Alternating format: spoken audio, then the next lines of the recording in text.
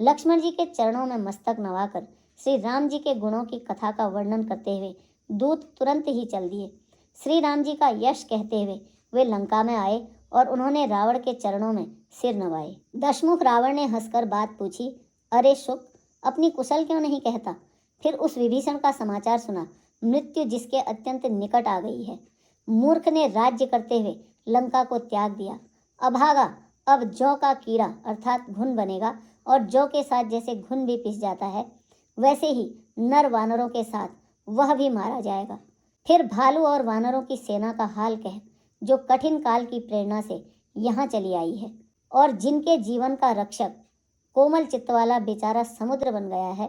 अर्थात उनके और राक्षसों के बीच में यदि समुद्र न होता तो अब तक राक्षस उन्हें मारकर खा गए होते। फिर उन तपस्वियों की बात बता जिनके हृदय में मेरा बड़ा डर है। उनसे तेरी भेंट हुई या वे कानों से मेरा सुयश सुनकर ही लौट गए? शत्रु सेना का तेज और बल बताता क्यों नहीं? दूत ने कहा, हे नाथ, आपने जैसे कृपा करके पूछा है वैसे ही क्रोध छोड़कर मेरी बात पर विश्वास कीजिए।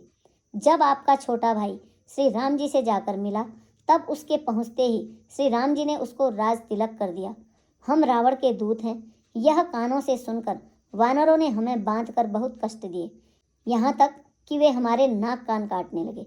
श्री राम जी की शपथ दिलाने पर कहीं उन्होंने हमको छोड़ा। हे नाथ, आपने श्री राम जी की सेना पूछी, सो वह तो 100 करोड़ मुखों से भी वर्णन नहीं की जा सकती। अनेकों रंगों के भालू और वानरों की सेना है, जिसने नगर को जलाया और आपके पुत्र अक्षय कुमार को मारा, उसका बल तो सब वानरों में थोड़ा है। असंख्य नामों वाले बड़े ही कठोर और भयंकर योद्धा हैं, उनमें असंख्य हाथियों का बल है और वे बड़े ही विशाल हैं। द्विविद, मयंद, नील, नल, अंगद, गद, विकटास्य, दधिमुख, केसरी, निषट, शठ और जामुआन, ये सभी बल की राशि हैं। ये सब वानर बल में सुग्रीव के समान हैं और इनके जैसे एक दो नहीं करोड़ों हैं। उन बहुत सारों को गिन ही कौन सकता है। श्री राम जी की कृपा से उनमें अतुलनीय बल है। वे तीनों लोगों को तृण के समान तुच्छ समझते हैं। हे दशग्रीव, मैंने कानों से ऐसा सुना है कि 18 पद्म तो अकेले वानरों के सेनापति हैं। हे नाथ, उस सेना में ऐसा कोई वानर नहीं है जो आपको रण में न जीत सके। सब के सब अत्यंत क्रोध से हाथ मींचते हैं, पर श्री रघुनाथ जी उन्हें आज्ञा नहीं देते।